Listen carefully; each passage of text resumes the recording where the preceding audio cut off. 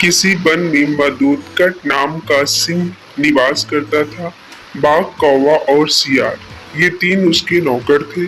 एक दिन उन्होंने एक ऐसे ऊंट को देखा जो अपने गिरोह से भटक कर उनकी ओर आ गया था। उसको देखकर सिंह कहने लगा, अरे वाह, यह तो विचित्र जीव है। जाकर पता तो लगाओ कि यह वन प्राणी है अथवा ग्राम प्राणी है। यह सुनकर कौवा बोला, स्वामी, यह ऊंट नाम का जीव है, ग्राम प्राणी है और आपका भोजन है। आप इसको मारकर खा जाइए। सिंह बोला, मैं अपने यहाँ आने वाले अतिथि को नहीं मारता।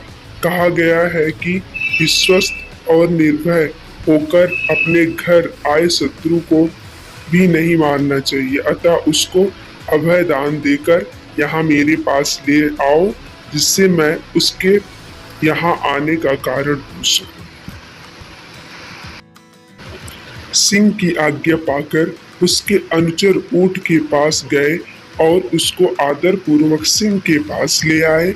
ऊंट ने सिंह को प्रणाम किया और बैठ गया। सिंह ने जब उसके वन में विचरने का कारण पूछा तो उसने अपना परिचय देते हुए बताया कि वह साथियों से बिछुड़कर भटक गया। सिंह के कहने पर उस दिन से वह कथनक नाम का ऊंट उनके साथ ही रहने लगा। उसके कुछ दिन बाद मधुकट सिंह का किसी जंगली हाथी के साथ घमासान युद्ध हुआ। उस हाथी ने मूसल के समान दांतों के प्रहार से सिंह अथवा अधमरा हो गया, किंतु किसी प्रकार जीवित रहा। पर वह चलने फिरने में असक्त हो गया था। उसके असक्त हो जाने से कौवे आदि उसके नौकर भूखे रहने लगे, क्योंकि सिंह जब शिकार करता था तो उसके नौकरों को उसमें से भोजन मिला करता था। अब सिंह शिकार करने में असमर्थ हो गया है। उनकी दुर्दशा देखकर सिंह बोला, किसी ऐसे जीव की खोज करो कि जिसको मैं इस अवस्था में भी मार सकूं, तुम लोगों के भोजन की व्यवस्था कर सकूं। सिंह की आज्ञा पाकर वह चारों प्राणी हर तरफ शिकार की तलाश में घूमने निकले। जब कहीं कुछ नहीं मिला तो कौवे और सियार ने परस्पर मिलकर सलाह की। श्रीगाल बोला, मित्र कौवे, इधर उधर भटकने से क्या लाभ? क्यों ना इस कथनक को मारकर उसका ही भोजन किया जाए। सियार सिंह के पास गया और वहां पहुंचकर कहने लगा, स्वामी, हम सबने मिलकर सारा वन छान मारा है, किंतु कहीं कोई ऐसा पशु नहीं मिला कि जिसको हम आपके समीप मारने के लिए ला पाते। अब भूख इतनी सता रही है कि हमारे लिए एक भी पग चलना कठिन हो गया है।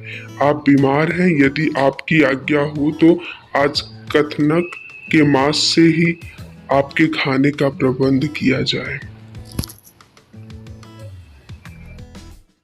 पर सिंह ने यह कहते हुए मना कर दिया कि उसने ऊंट को अपने यहाँ पनाह दी है, इसलिए वह उसे मार नहीं सकता। पर सियार ने सिंह को किसी तरह मना लिया। राजा की आज्ञा पाते ही श्रीगाल ने तत्काल अपने साथियों को बुलाया।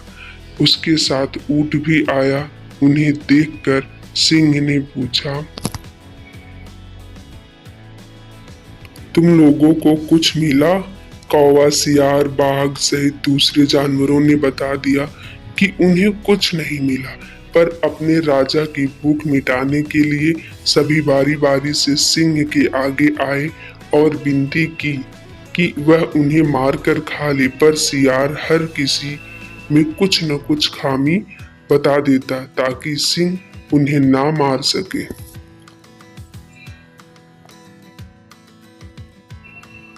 अंत में ऊंट की बारी आई। बेचारे सीधे साधे कथनक ऊंट ने जब यह देखा कि सभी सेवक अपनी जान देने की विनती कर रहे हैं तो वह भी पीछे नहीं रहा।